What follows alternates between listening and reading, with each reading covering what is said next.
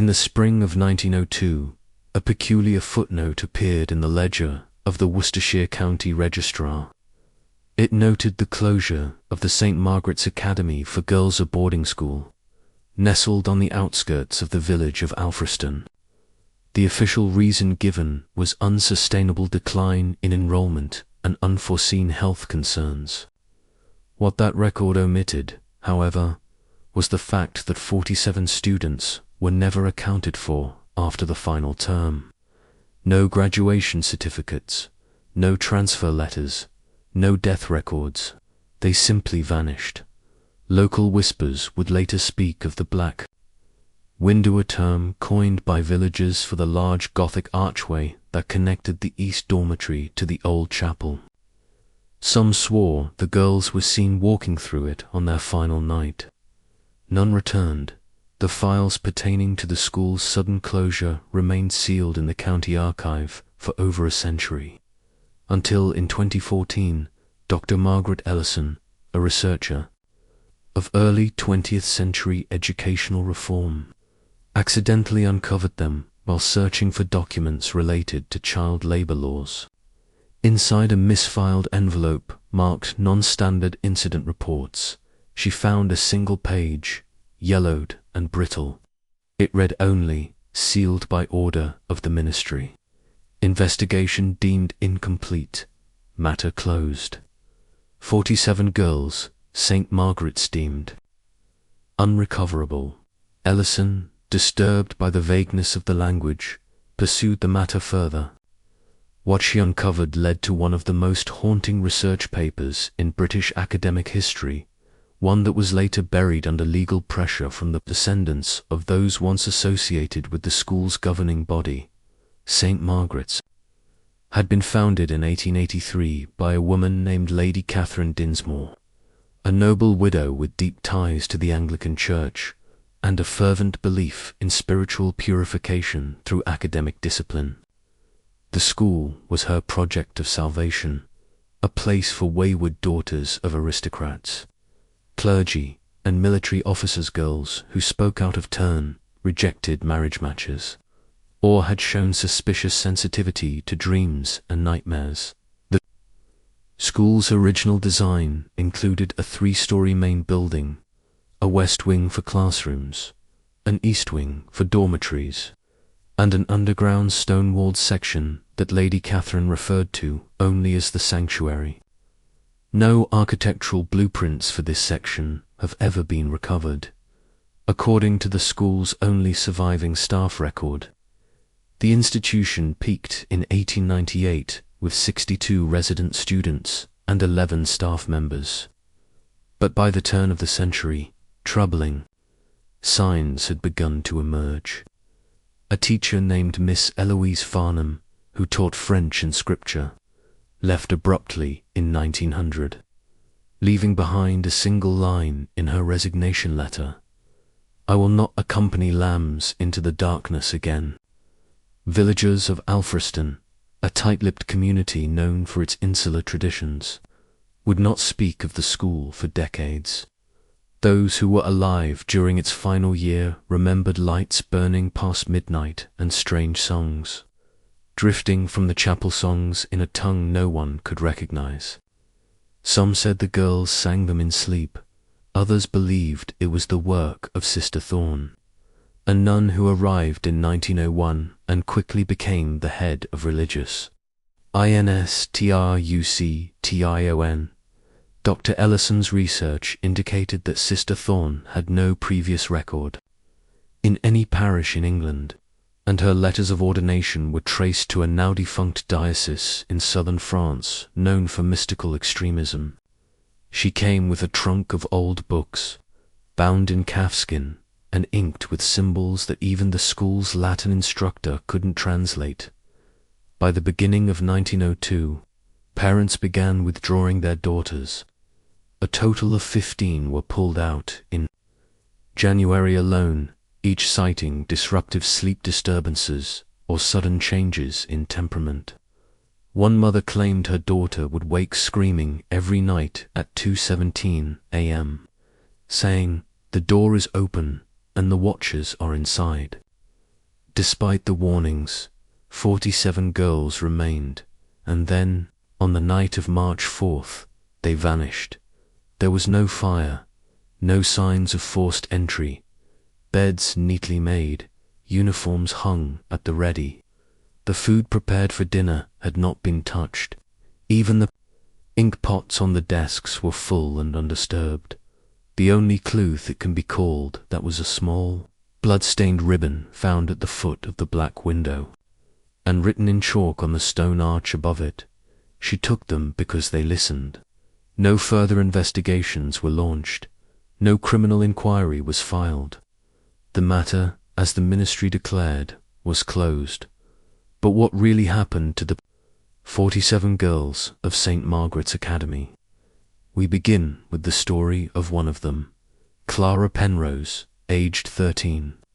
A girl whose diary would later surface and begin to unravel the truth behind the most chilling disappearance in Edwardian England. Clara Penrose was not an ordinary girl, at least not by the standards of St. Margaret's Academy. Born into a family of minor nobility, Clara had been sent to the school after a series of inappropriate utterances during family prayers. Her governess claimed she had heard Clara muttering foreign words in her sleep, words that chilled her blood and had no business being in the mouth of a child. Clara's mother, desperate to preserve the family's reputation, chose silence over sympathy. And so Clara, barely 13, found herself behind the wrought iron gates of St. Margaret's, with her journals and a few books as her only companions. Clara's diary, recovered in 1928 during the demolition of the school's West Wing and kept in the private archives of the Alfriston Historical Society, is the only first-hand account of life inside the school during its final weeks. The first pages are filled with typical observations: new teachers, strange accent, the blandness of the daily porridge, and her dislike of chapel service. But around mid-February 1902, her tone begins to shift. They don't sleep anymore. She wrote on February 13th, Agnes stands at the window for hours. I think she's listening to something, or someone. Agnes Marsh, 14, was Clara's dormitory mate. Described by teachers as quiet and obedient, she began to exhibit signs of disassociation in early February. She would stare at blank walls for minutes at a time, mumbling softly under her breath, often with her eyes rolled back. When asked about it by Miss Whitby, the dorm matron, Agnes said simply, "She talks better when the moon is out." According to Clara, several girls began experiencing similar symptoms. Nightmares were frequent, marked by vivid descriptions of a white woman standing at the foot of their beds, whispering instructions in a voice that sounded like a candle being snuffed. One girl, Julia Hemsworth, reportedly scratched open the skin on her forearms, trying to remove the eyes. When asked what she meant, she replied that the eyes were inside her, watching her from within. On February 16th, Clara recorded something deeply unsettling. They opened the old chapel again. We were told it was being restored for Lent, but no one ever sees them come or go. There are sounds, though, soft, rhythmic like breathing or chanting. Sometimes we hear humming late at night, like a lullaby meant to put something else to sleep. The old chapel, according to original building plans, had been condemned in 1895 due to structural instability. No repairs had been scheduled and no contractors had been hired, yet candles were lit inside every evening. Clara mentioned Sister Thorne visiting the chapel daily, sometimes leading small groups of girls inside and locking the doors behind them. On February 19th, Clara wrote, "Agnes isn't Agnes anymore. Her voice is deeper. She asked me if I'd dreamed of the black window yet. I said no. She smiled, but it wasn't right. Like her mouth was trying to mimic someone else's smile. The staff, according to Clara's observations, began behaving strangely as well. Miss Whitby no longer spoke unless addressed directly and walked with a pronounced limp that had seemingly appeared overnight. The kitchen maid, Hester, was found unconscious one morning beside the cistern with blood running from her ears. Number explanation was ever given. She was removed from the school within 24 hours and never seen again. Then came February 22nd. We all heard it last night. Clara wrote, a knocking beneath the floor. 4 times, then silence. 4 times, again, like a pattern. And then, Agnes whispered, she's beneath us now, waiting. Clara's final entry before the disappearance occurred on March 3rd. They say tomorrow is her birthday. I don't know what that means. They're all smiling like they've been promised something beautiful. I tried to tell Miss Whitby, but she just stared at me and said, all daughters must return to the mother eventually. NN, I'm afraid. If this is my last entry, I hope someone finds this. I hope someone remembers us. The next morning, Clara was gone. All 47 were. Beds made, food untouched. No signs of struggle. Only that same cryptic message in chalk above the arch she took. Them because they listened. And the ribbon, stained red, still tied in a perfect bow. The aftermath of the March 4th disappearance was marked not by urgency, but by a creeping, deliberate silence. The headmistress, Mrs. Althea Bainbridge, sent a telegram to the Ministry of Education in London simply stating, institution closed, effective immediately. All students removed by guardians. Premises compromised. Further inquiries not advised. No parents received such notice. In fact, several reported in the following days that they had arrived to collect their daughters, only to find the gates locked and the grounds deserted. One father, a retired naval captain named Robert Langston, filed a report with the East Sussex Constabulary. It was quietly dismissed as emotional exaggeration from a bereaved parent. What Langston described, however, was anything but typical. Grief. He claimed that upon arriving at St. Margaret's on the morning of March 6th, he found the iron gates chained from the inside and the chapel bell ringing without wind.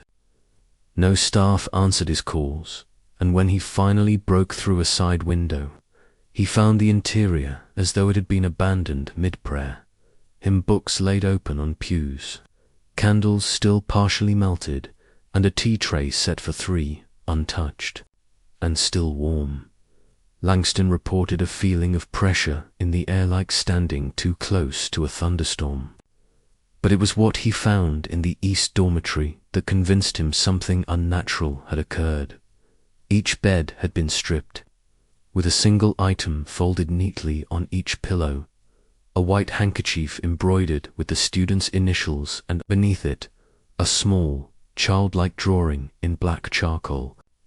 The drawings varied, but most featured the same elements: a window with no glass, a tall figure with a crown of thorns, and a spiral staircase leading downward into earth. On his daughter Evelyn's bed, Langston found a third item, a note written, in her careful, looping script, "Papa, she is not cruel. She only wants us to remember her name. I've learned to listen now. I hope you will too." Langston was never seen again. His testimony, recorded by a sympathetic clerk in Brighton, was stored in the Regional Constabulary Archive until 1954, when it was mysteriously removed during a reorganization. The clerk, Harold Wexley, had made a carbon copy. He gave it to his niece, who eventually passed it to Dr. Margaret.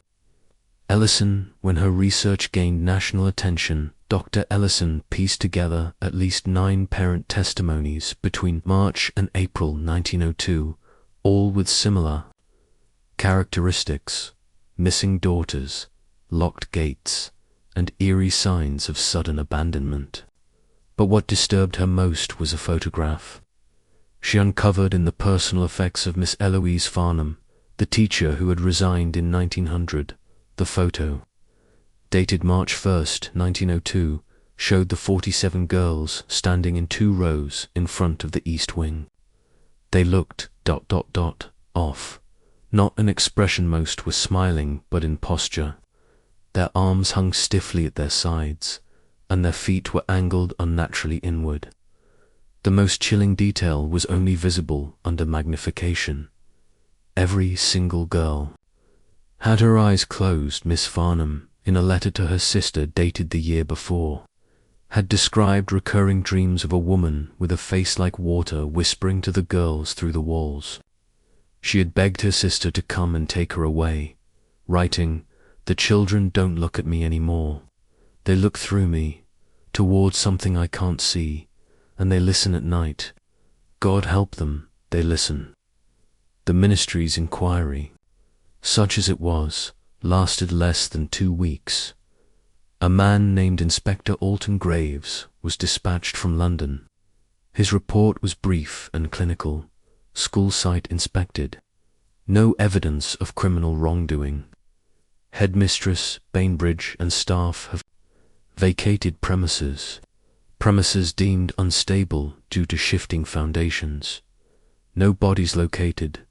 No survivors located. Investigation closed. But what was not included in the report, what was buried in Graves' personal notebook, later recovered from an estate sale in 1978, was this single, handwritten entry.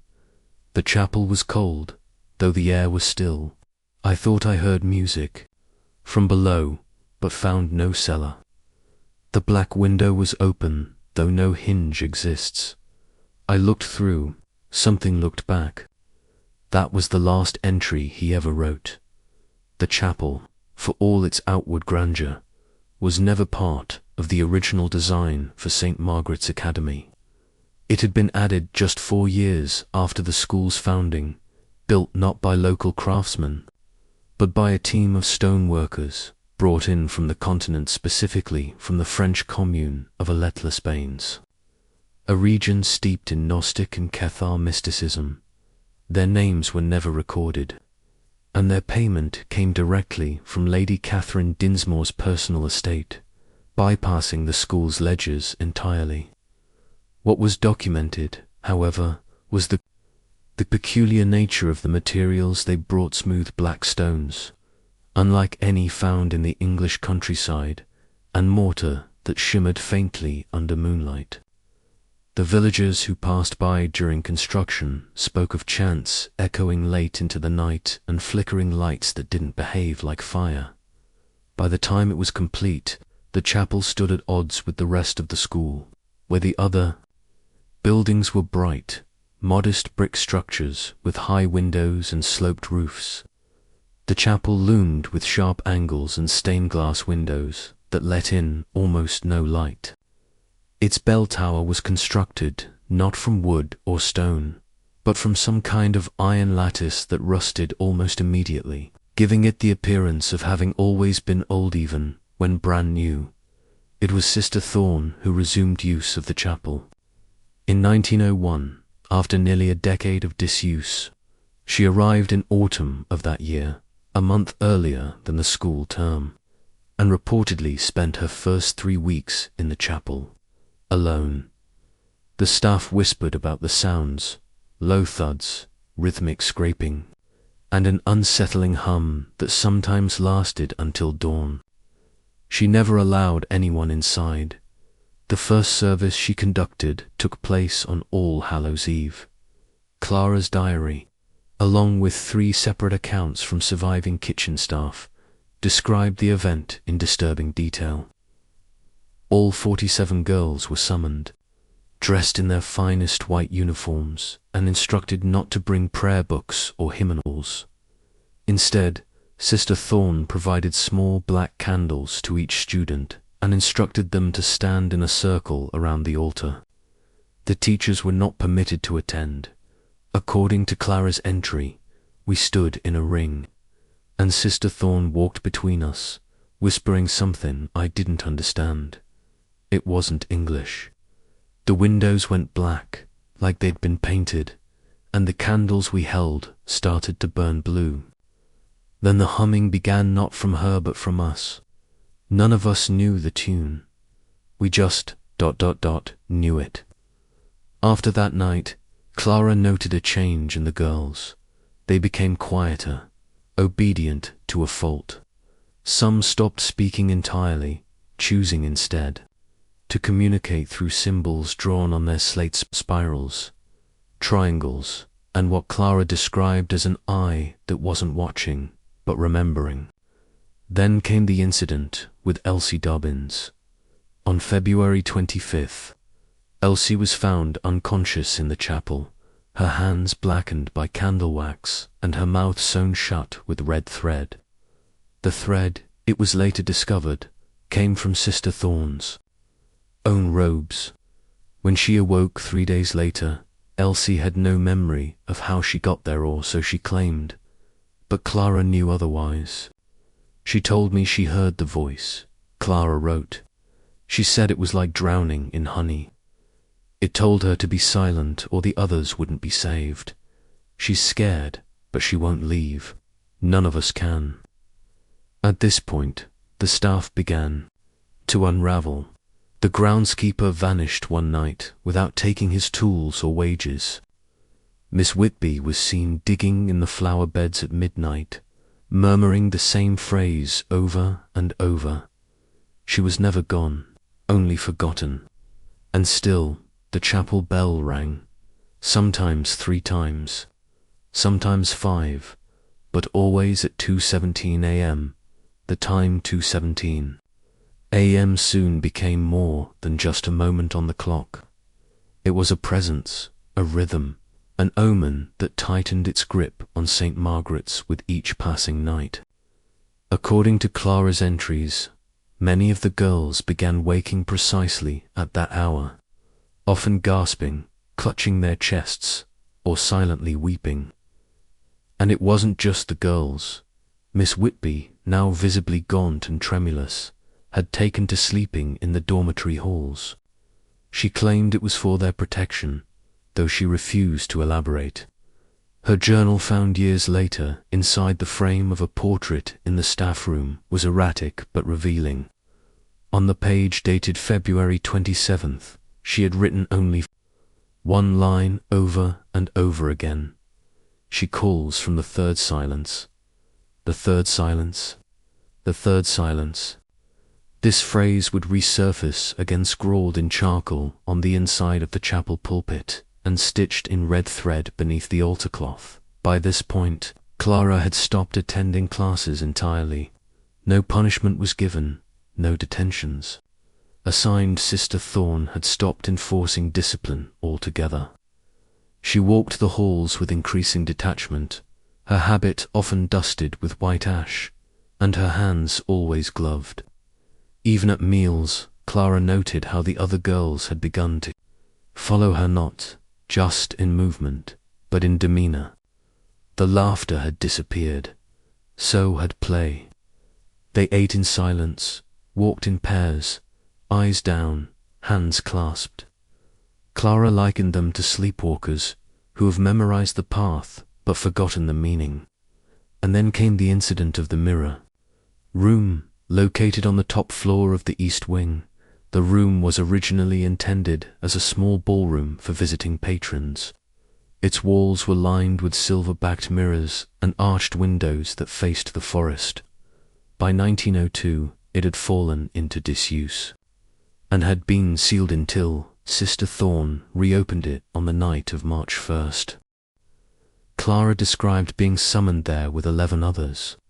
The rest were already inside, standing in a circle. Sister Thorne, at the room's center, held a book wrapped in black cloth.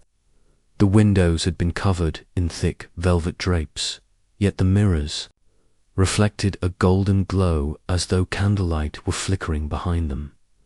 She asked us to listen, Clara wrote. Not to her, but to the room. She said the walls remember, and that our reflections are only true when the voice beneath is speaking. Each girl was instructed to stand before a mirror and recite a phrase nan servidus, nan secus, said Ligatus. Words, Clara said, tasted like soot and salt and something older. Some fainted. One girl, Abigail Shaw, began bleeding from her nose and ears but made no sound. Clara herself described feeling as though my name had been removed from my memory like a stain scrubbed from linen. Afterward, she tried to speak to the others about what they had seen in the mirrors, but no one remembered it the same way. One girl saw herself holding a key made of bone. Another saw a child version of herself sobbing in a field of ash. Clara saw nothing at all. The mirror turned black, she wrote, and in the dark, I heard her whisper, "The path is ready. You will be first." The days that followed moved with a strange haste. Meals became optional. Lessons ceased. The staff, what remained of them, kept to themselves. The headmistress was never seen again after. March 2nd, and the chapel doors never closed. That final night March 4th, Clara made her last journal entry. It was short, it was simple. She is here, we go willingly. The next day, St. Margaret stood silent. No girls, no bodies, just the bell, swinging gently in the breeze that wasn't there. By the time authorities made their perfunctory inspection of St. Margaret's grounds on March 9, 1902, the building was already beginning to deteriorate. The east wing's windows were shattered, though there were no signs of forced entry. Moss had begun to creep up the chapel's stone walls, and the mirror room, once pristine, was thick with dust, as though untouched for years. Yet the fires in the main hearth were still warm. The inspectors, led by a junior official named Edmund Crowley, were baffled by the state of the dormitories. Each bed was perfectly made, drawers organized, and shoes placed neatly beneath their owners' trunks. Not one item was missing or out of place except for the absence of the girls themselves. Crowley's report, which was quietly suppressed after its initial filing, included a particularly strange observation on every pillow. A fine layer of soot had settled, forming the shape of a hand with long, narrow fingers. The soot left no residue when touched, and attempts to clean it caused violent coughing fits among the staff who tried. But the most damning piece of evidence came from the chapel. On the altar, scrawled in dark red ink across the altar cloth, was a phrase in Latin, Mater edit, Mater's vocant. The official translation provided read, the mother returns. The mothers are calling. Beneath the altar, a hidden compartment was found, its door carved from a single piece of blackened wood, etched with symbols resembling both Celtic knots and Eastern runes. Inside were 47 identical dolls. Each wore a miniature white gown, each had hair matching the girls' recorded descriptions, and each one had their eyes sewn shut. Inspector Crowley ordered the compartment sealed and left the chapel immediately. In his private correspondence, later published in a banned volume of suppressed cases titled The Heretic Files, he wrote, "This was no disappearance. This was a reclamation. Something came back for them, something that had once been worshipped here, long before the stones bore crosses." That same week, the entire teaching staff of St. Margaret's left Alfriston without notice. Their destinations were never confirmed. The only person who remained behind was Sister Thorne, though she had not been seen since the night of March 4th. However, a week later, Her robes were discovered in the chapel's well folded, precisely and tied with white ribbon. Beneath the robes, a lock of blonde hair, short, brittle, and burned at the ends. No official statement was ever released. The story was buried. Parents were compensated quietly through private settlements. The ministry issued letters suggesting their daughters had perished in a fire that, curiously, left no burn damage to the structure. Yet whispers persisted in the decades that followed. Children from Alfriston village would often speak of the singing house in the woods, the one that glowed blue under moonlight. Some said if you walked the path toward it alone, you'd hear voices calling your name in unison. Others claimed to have seen girls in white, barefoot and pale, staring from behind broken windows. By 1948, what remained of the school had become dangerous stone rot, collapsed ceilings, vermin infestations. The government marked it for demolition. But when crews arrived, they refused to begin work, not because of superstition, but because every time they tried to remove the chapel's bell tower, their equipment failed. Cables snapped, cranes locked up.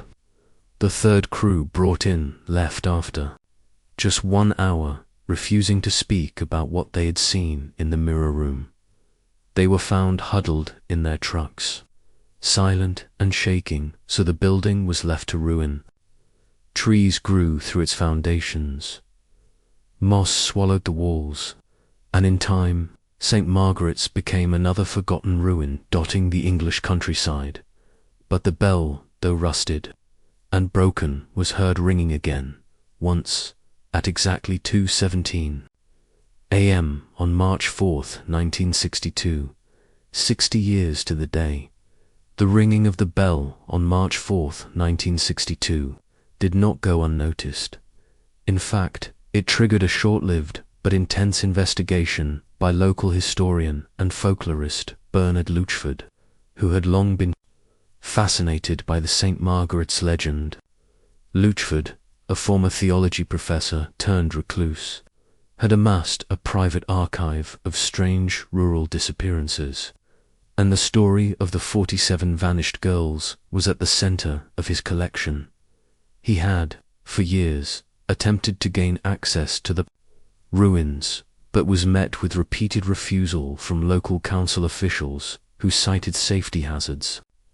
The site was fenced, gated, and officially marked as a risk zone, though few locals could remember when or if a proper structural survey had ever been conducted. But on that March morning, Luchford received a call from a farmer whose property bordered the overgrown school grounds. The farmer, wide-eyed and shaking, claimed he'd been out tending to a lambing shed when he heard what he called that hell-born bell chime once loud, clean, and echoing as if from inside his own head. Bernard arrived within the hour, crossing the broken fence and climbing through vines and collapsed timbers until he reached what remained of the chapel's bell tower. There was no mistaking it. The clapper was rusted through, completely immobile. The bell had not physically moved in decades, but something had made the sound. Inside the chapel, Luchford found what would become the defining discovery of his life. Beneath the floorboards of the altar, under layers of dust and rot, was a sealed compartment that hadn't appeared on any blueprints. With effort, he pried it open and uncovered a bundle of scrolls, parchment written in a mixture of archaic Latin, Middle French, and an unrecognizable runic script. Alongside them was a small velvet pouch containing 13 teeth, all neatly filed down and stained with what appeared to be ash. The scrolls, after translation by a linguistic expert in Cambridge, were later dubbed the Densmore Codex. They weren't sermons or lessons, they were invocations, detailed, ritualistic instructions for calling the mother from the third silence, performed in 13 steps over 13 nights. The text referenced a feminine presence called the Pale Matron, who would reclaim her flock when the windows were opened and the soil was fed. The codex made several disturbing references to ears sewn shut for disobedience, and daughters offered not in pain, but in remembrance. Luchford presented his findings at a private gathering of scholars in London. His paper, The Cultic Infrastructure of St. Margaret's Academy, was met with disbelief, ridicule, and veiled warnings to abandon the topic. 2 months later, his home was broken into. Not a single item was stolen, but his personal archive was burned to the ground. Luchford, shaken and embittered, relocated to Wales, never speaking of St. Margaret's again. Yet the Densmore Codex had already been copied, and in 1987, excerpts were published in an obscure academic journal on religious fringe movements. That same year, a group of American spiritualists attempted to conduct the 30-night ritual outlined in the text. They chose a remote cabin in Devon and followed every instruction.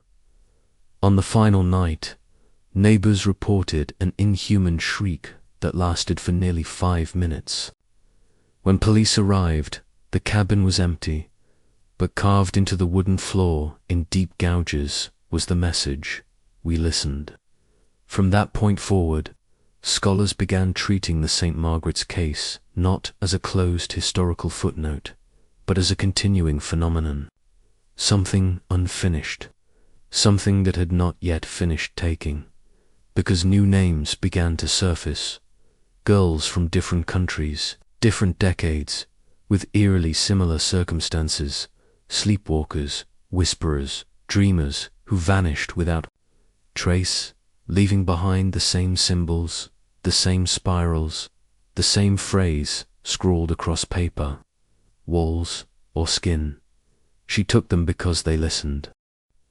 By the late 1990s, what had once been regarded as a local superstition had evolved into something more a quietly discussed anomaly within circles of paranormal researchers, theologians, and missing persons investigators. The disappearances tied to the so-called Pale Matron now spanned continents. Among them was the 1994 case of Eleanor Duval, a 14-year-old scholarship student at a Catholic boarding school in Lancashire. Eleanor had shown no history of mental illness or spiritual obsession, but in her final month at school, her classmates reported she began sketching window frames repeatedly in her notebooks, always the same, tall, narrow, with a ring of thorns. Etched above them, her final words before vanishing, as reported by her roommate, "I heard her tonight. The choir's getting louder." In 2002, British investigative journalist Madeleine Fox began piecing together these global cases. Through FOIA requests, suppressed documents, and whispered tips from former law enforcement, she uncovered dozens of incidents spanning nearly a century, each echoing the St. Margaret's mystery in disturbingly specific ways. But her most profound breakthrough came from the archives of Brighton's old St. Catherine's Asylum. Shuttered in 1937, hidden within a misfiled collection of patient notes, was the journal of Harriet Greaves, one of the final girls enrolled at St. Margaret's, who, for reasons unknown, had been removed from the school just 2 weeks before the march. Fourth disappearance, she had been committed 3 months later. Diagnosed with unmanageable spiritual hysteria and recurring auditory delusions, Madeleine Fox had the journal authenticated. The writing was real, and inside those yellowing pages, Fox found a chilling window into the final days of St. Margaret's Stold from the perspective of a survivor. "They said I was weak," Harriet wrote, "because I couldn't stay for the final hymn. They said she wouldn't take me if I still had doubt. But I saw what they didn't. The thing in the chapel isn't a mother. It's a mouth that wears a crown. It doesn't love. It remembers." Harriet described the rituals performed in the final nights, the mirror room, the whispered prayers in tongues that Sister Thorne claimed were older than Eden, and the scent of burning hair that filled the dormitories as the girls fasted in silence. But one passage in particular arrested Fox's attention. Clara was the last one still fighting, Harriet wrote. She knew. She saw behind the mirror. She tried to run, but Sister Thorne told us she was being selfish, that her fear would ruin everything. So they held her down, and they made her drink, not blood, not wine, something thicker. It hummed in the bottle. Fox included this in her documentary, Vanished Voices. The St. Margaret's Silence aired once before being pulled for factual inaccuracies. But in the days following its broadcast, she received over 200 anonymous messages. Most were noise, except one. It read only, "There are more like Clara. We call them the unsung. They walk, but they do not speak, and they are gathering again. March is near." Attached was a photo. It showed a modern classroom, girls in uniforms, smiling, and in the background, on the chalkboard, faint but unmistakable, was the phrase. Written in delicate cursive, "She took them because they listened." The metadata of the photo placed it in Preston, less than 3 miles from the ruins of St. Margaret's. Fox returned there once more.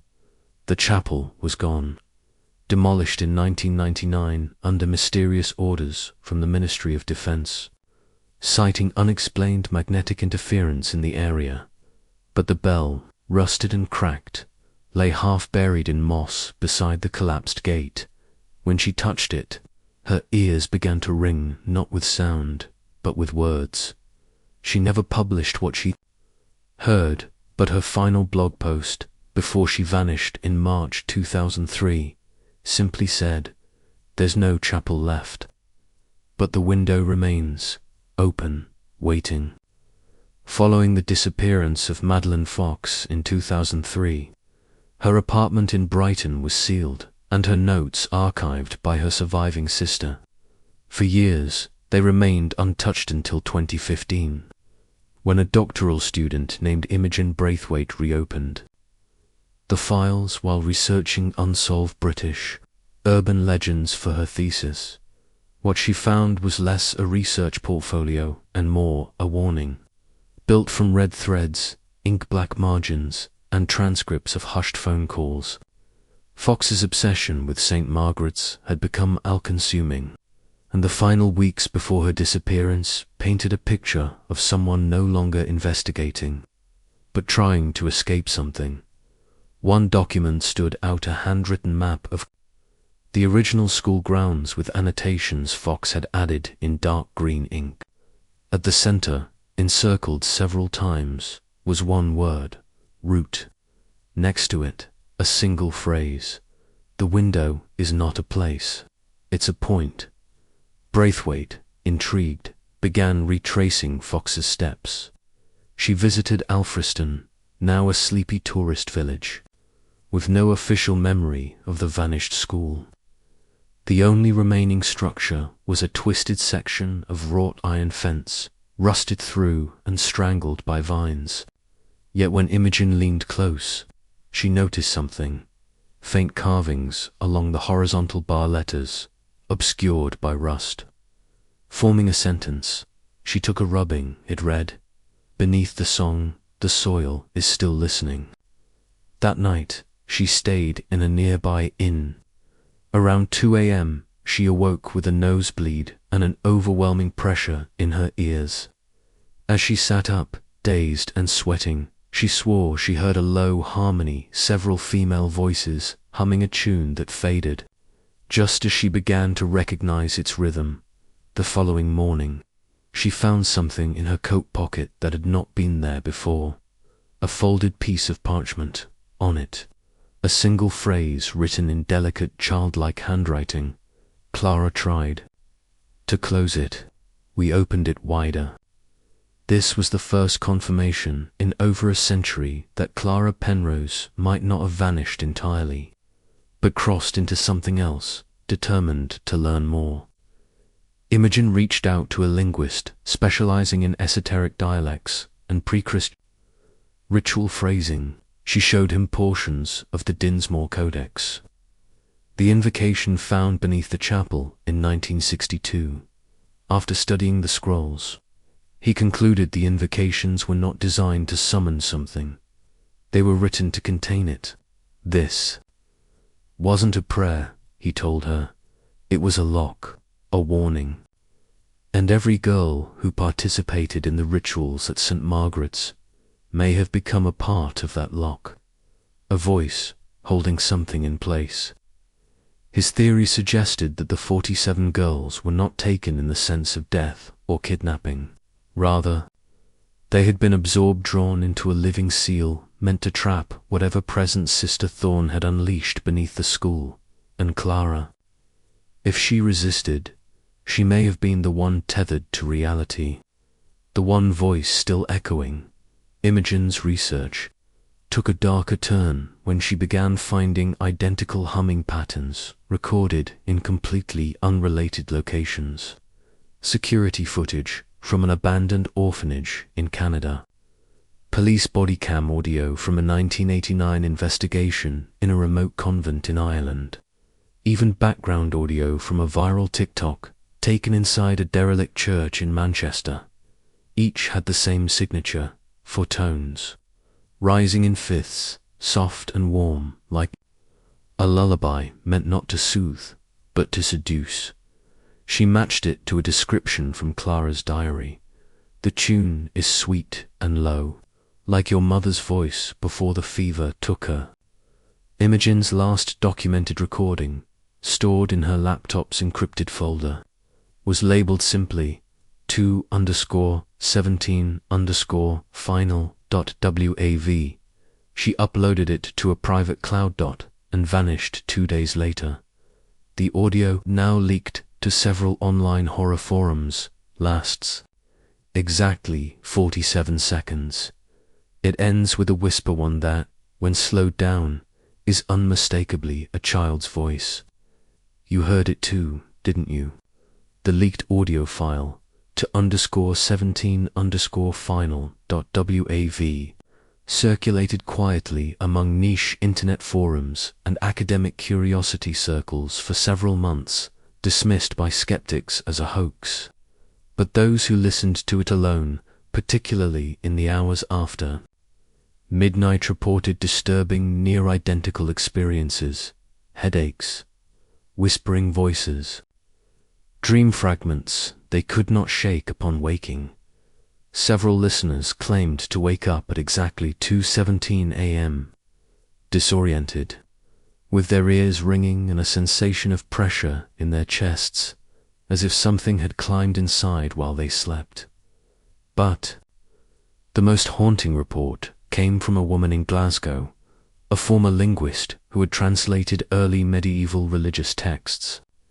She posted anonymously, "I listened to the file on loop, trying to isolate the tonal structure. There's an underlayer beneath the melody harmonics that form patterns, not notes, words. They're in pre-anglicized Latin. The voice is repeating the same thing over and over. Vocari. Vocari. It means they are being called." 2 days after posting, she deleted her account and was never traced again.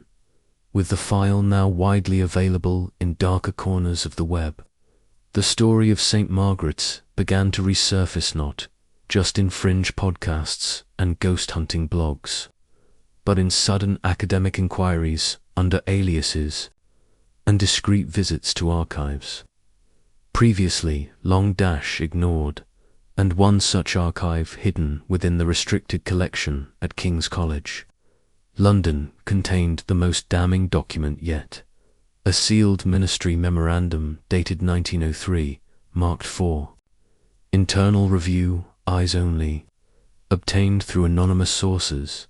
The memo detailed the suppression of the St. Margaret's case, written in cold, bureaucratic language. But toward the end, a chilling addendum appeared, typed hastily on a different machine and attached with a rusted paperclip. Per recommendations of the Ecclesiastical Council, no further excavation shall be permitted beneath the chapel foundations. It is agreed that the presence, whether spiritual or atmospheric, presents a threat to national psychic stability. N greater than note. Subject designated the pale matron has shown persistence across generational cycles. Appears to target girls, aged 1 to 15, exhibiting high spiritual sensitivity or pre-death, familial trauma, and containment considered preferable to confrontation. As of this writing, 47 remain unaccounted for. The window is not physical. It is behavioral. End greater than, it opens wherever they begin to listen.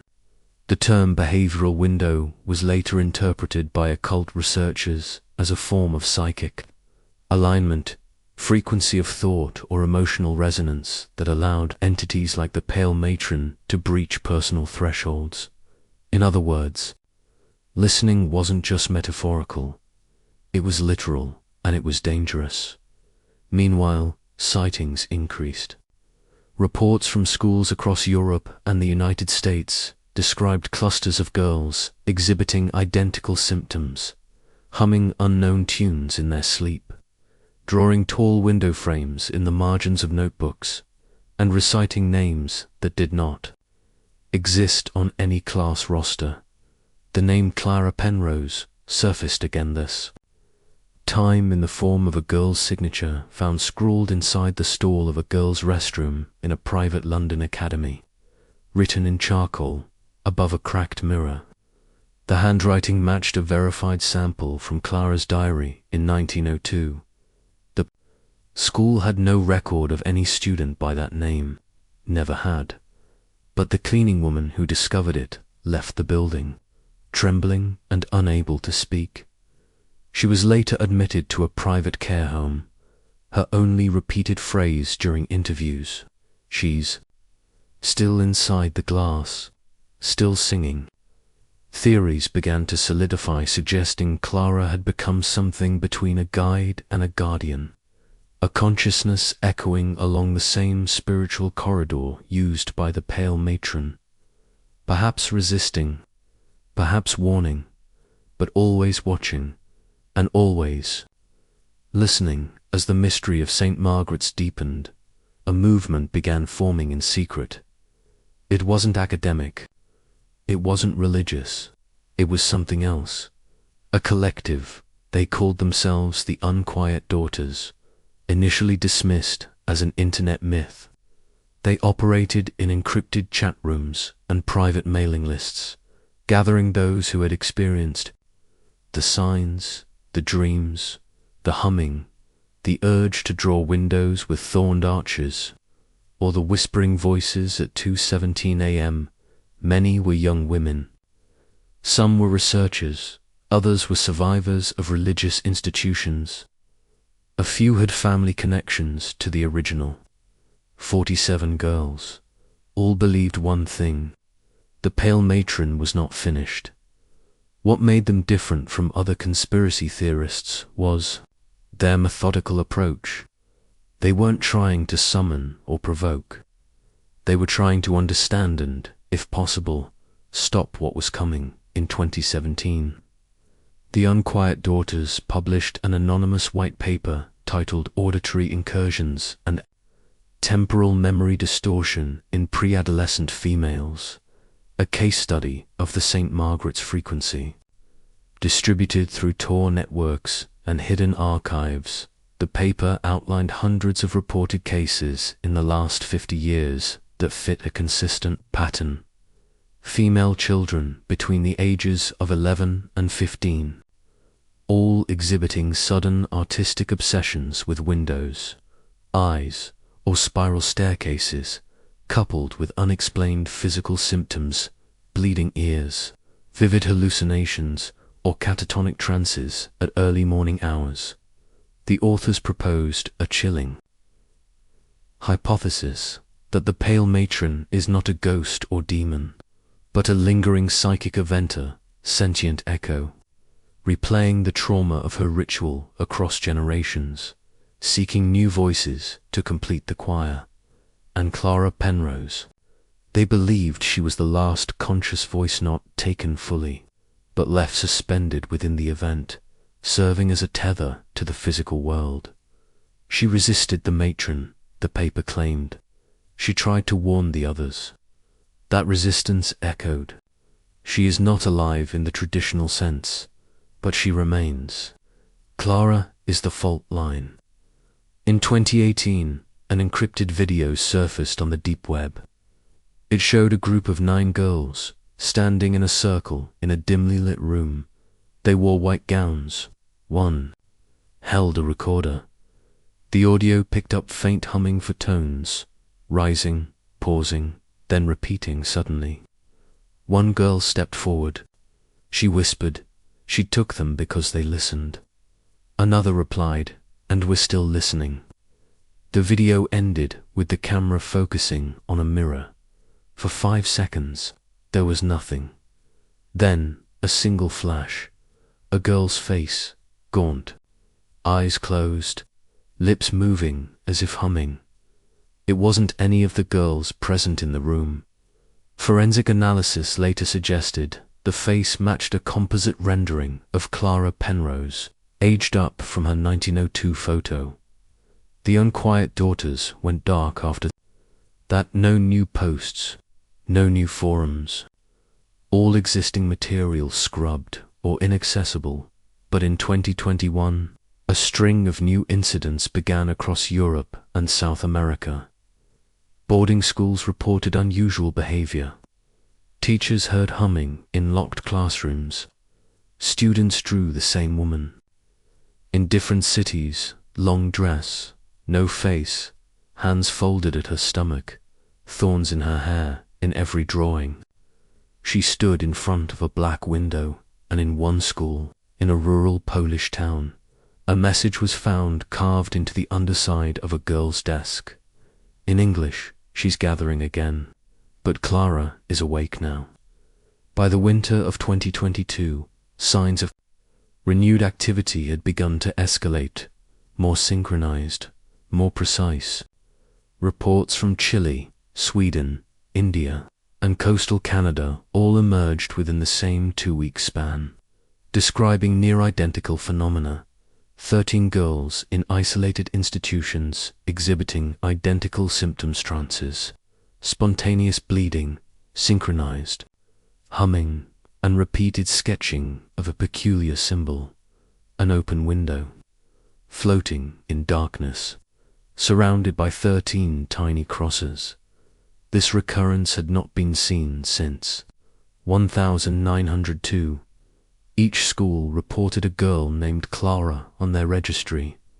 In every case, there was no documentation of her arrival, no enrollment forms, no photographs, no parental contact. And after the incidents, each of these Claras vanished from school records as suddenly as they had appeared. Staff recalled seeing her only in glimpses, sitting alone in classrooms, walking silently at dusk, always looking into mirrors, or standing at windows long after curfew. The consensus grew among remaining researchers. Clara Penrose was no longer trapped. She was moving, and she wasn't alone. In February 2023, a team of independent investigators, led by retired folklore scholar Dr. Judith Marlowe, visited what remained of the St. Margaret's site in Alfriston. The land was now part of a protected reserve, but locals still avoided it, claiming pets refused to go near, and hikers often returned disoriented. Dr. Marlowe's team brought audio equipment, thermal scanners, and drone mapping tools. Their intention was to document residual energy signatures in and around the site. On the third night, their drone captured something unexpected, a heat signature resembling a human figure, walking slowly between the gnarled trees behind the old East Wing's collapsed wall. But what startled them wasn't the figure, it was the timing, the video. Timestamp read to 17 a.m. exactly, and as they reviewed the footage frame by frame, they noticed something more unsettling: a second figure. Standing inside the ruins, motionless, half hidden behind what remained of the iron fence. The two figures met briefly, then both vanished. That same night, all the team's recordings were wiped. Their hard drives still functioned. No damage was found, but each device, when checked, displayed only one Filan audio clip titled Clara. It was 47 seconds long. The first 40 seconds were faint humming, soft, layered female voices rising and falling in harmony. But in the final 7 seconds, a clear voice spoke. A girl's voice, calm, cold. It's open now. She walks when we dream. The thorns are roots, and we are her garden. The researchers left Alfriston the next day. Dr. Marlowe later published a closed circulation paper suggesting that what occurred at St. Margaret's was not an isolated event or mass hysteria, but a ritual container ruptured by time, belief, and disuse. Her paper was called The Cultivation of Silence. One of her final lines reads, "Clara Penrose is no longer calling for help. She is calling others. Her resistance became invitation, and they are coming not to be taken, but to follow." In March 2023, exactly 121 years since the original disappearance, 13 young girls vanished across 7 countries in a single night. Their names, official identities, and schools were never released by authorities. But in leaked footage from a private security system in an Australian boarding school, one detail stood out: 13 empty beds, and on the wall, drawn in thick black crayon, we heard the song, "She is not mother, she is memory." By late 2023, it became undeniable that the St. Margaret's phenomenon was no longer an obscure historical curiosity, had become a living system, growing across time and geography like a mycelial network beneath the surface of modern reality. What was once isolated to a school in Alfriston had now echoed into the world at large. Governments remained silent. The press labeled the global disappearances unrelated, even as underground researchers compiled eerily consistent details. All the girls were between 12 and 15. All had recently begun humming a tune no one could identify, and each had produced a final drawing before vanishing.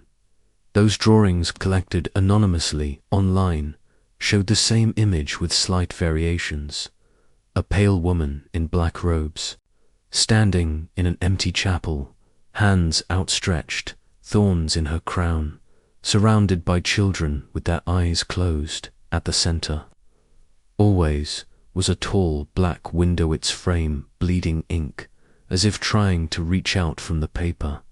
And now, for the first time, boys had begun reporting dreams.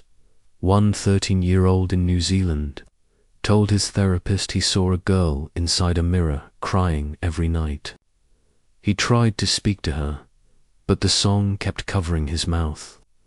Another boy in Spain, waking from a fever, whispered repeatedly, "She's looking for Clara.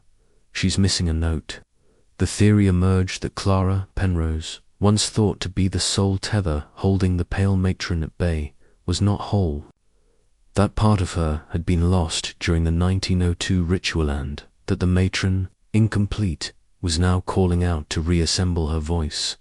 A group of digital archivists, calling themselves the 47th Choir, claimed they had decrypted fragments hidden within the 2_17_final.wav file, discovering layered audio beneath the initial humming. What they called the resting chord. When isolated, it contained an ancient language believed to be a reconstructed hybrid of Proto-Indo-European and Enochian, languages associated with origin myths and angelic communication. They uploaded a warning: "We've made a mistake. We thought Clara was resisting, but Clara is echoing. Every time we play her voice, we reinforce the harmony. The song doesn't need a choir. It is the choir, and every listener is another verse." Their website went dark 3 days later, but before it vanished, they posted a final image. It was a scanned page from Clara's diary. A new one, not the one recovered in 1928, but a version with entries dated March 2023, verified, handwriting, same ink strokes, same signature. It read, "I hear them again. Girls I don't know, places I've never seen, but they hum the same tune. We're all in the same window now. Some walk, some wait. I still wait, but she walks." The diary was found in an abandoned church in Romania, left in a locked drawer with no sign of forced entry, and on the final page, written in red wax, "She took them because they listened. Now they sing because she's listening." With the world now unknowingly steeped in the frequency of the matron's song through video, audio, dreams, an untraceable resonance, one truth had become terrifyingly clear. The ritual never ended. It had just shifted from the chapel to the world, and Clara, she wasn't warning anymore. She was leading as 2024 approached. The phenomenon reached a tipping point. The whispers, once confined to dark academic circles and encrypted forums, had bled into public. Discourse camouflaged as fiction, twisted into YouTube creepypasta, dramatized in streaming docuseries, and even mimicked in viral TikTok challenges. But beneath the layers of irony and performative skepticism, something sinister pulsed. The frequency, that melodic signature, had become ubiquitous, whether through background scores, ambient noise experiments, or spirituality sound baths uploaded unknowingly by content creators. Even white noise generators meant to induce sleep were found to contain faint traces of the four-note sequence when spectrograms were run on them. And on March 4, 2024, at 2:17 a.m., phones across several continents glitched in unison.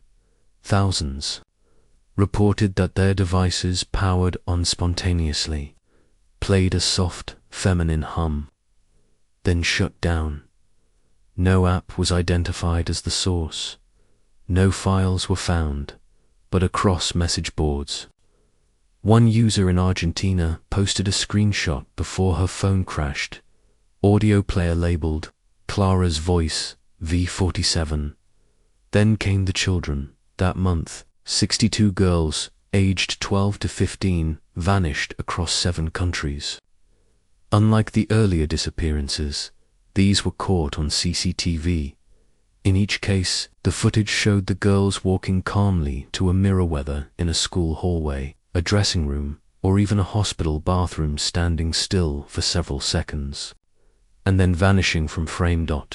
Not disappearing in a flash, not teleporting, they simply weren't there anymore.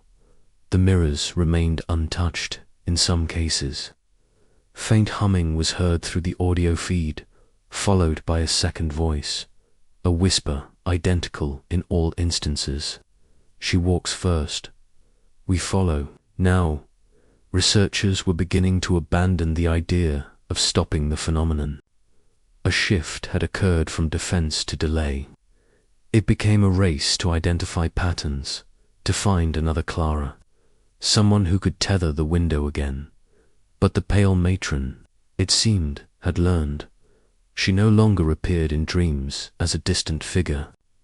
Behind a window, she appeared inside the classroom, the bedroom, the reflection, And always, in her wake, came the song Dr. Judith Marlowe, the last remaining member of the original St. Margaret's investigative team, left one final broadcaster. Voice memo uploaded to a private archive 3 days before her death. We misunderstood everything. Clara wasn't resisting. She was recording, keeping it intact. That's why she's in the mirrors. In the humming, she's a memory. Sharda, conscience caught between decay and worship. N greater than, and the matron. She's not a ghost. She's a structure, a psychic cathedral, built from belief, repetition, and silence. And now through our technology, she doesn't need a chapel or hymnal. She has millions of listeners, and her song is everywhere. On March 7th, 2024, Marlowe's home burned down. No cause was identified. No body was found, but among the ashes, firefighters discovered a shard of antique mirror intact. Its edge ringed in soot, and carved into its backing, written in a child's finger, "Clara is near. The window is open. Do not hum along." By June 2024, global awareness of the phenomenon had reached a strange cultural intersection, disbelief laced with instinctive fear. Governments avoided comment, churches held silent vigils.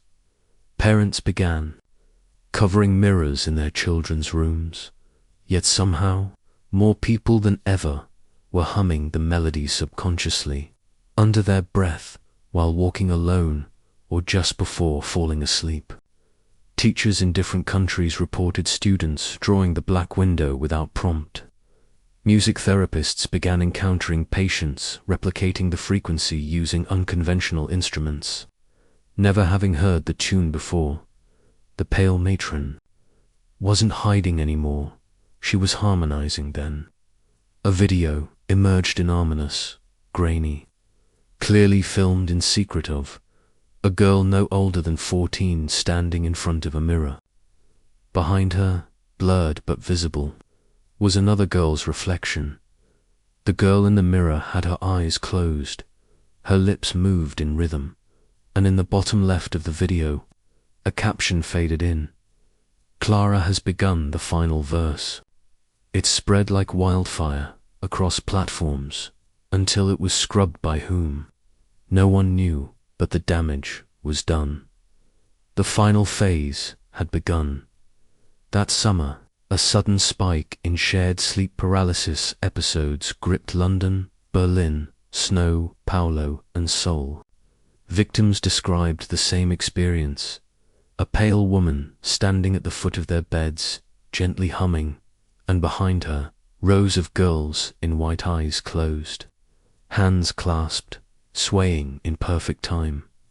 One detail chilled even the skeptics. Each victim woke at exactly 2:17 a.m. The phrase, "She took them because they listened," became a coded warning in urban youth culture.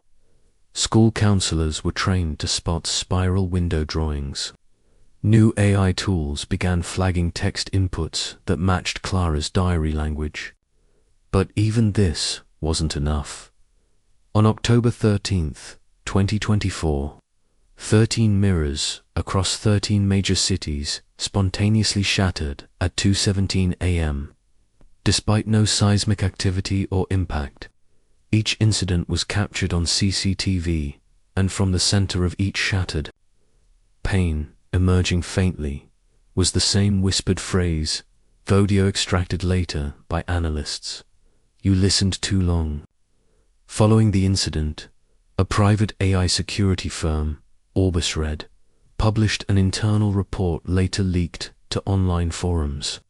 It claimed to have traced over 11 million instances of users either humming, drawing, or referencing Clara's words over the past 2 years.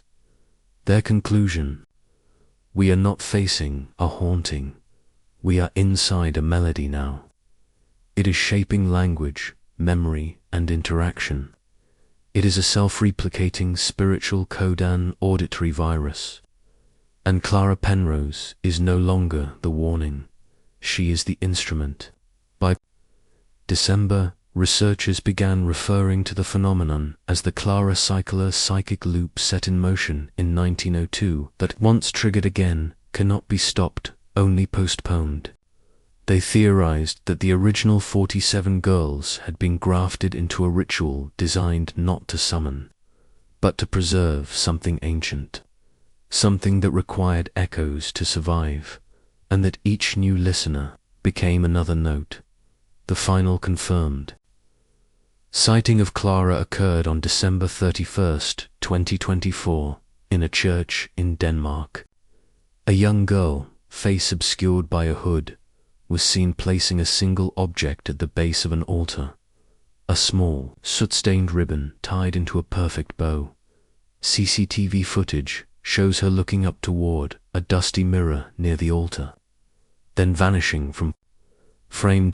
No doors opened, no one followed, but a note was left behind, written on aged parchment in the same careful script known from Clara's 1902 diary.